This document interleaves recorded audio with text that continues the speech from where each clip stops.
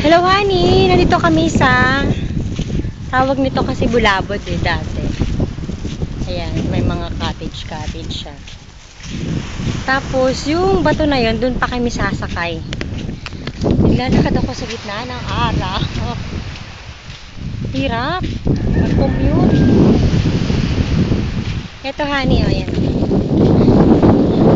Dati wala pang mga ganyan yun, yung mga cottage. Ngayon may cottage na siya, may bayan na siya.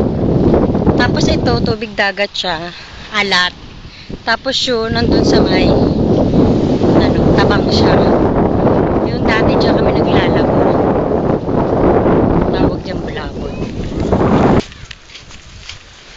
Dito na tayo.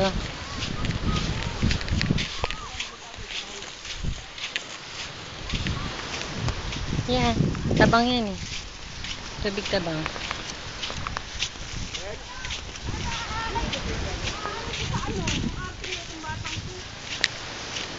Sige na po, ang init honey, sobra.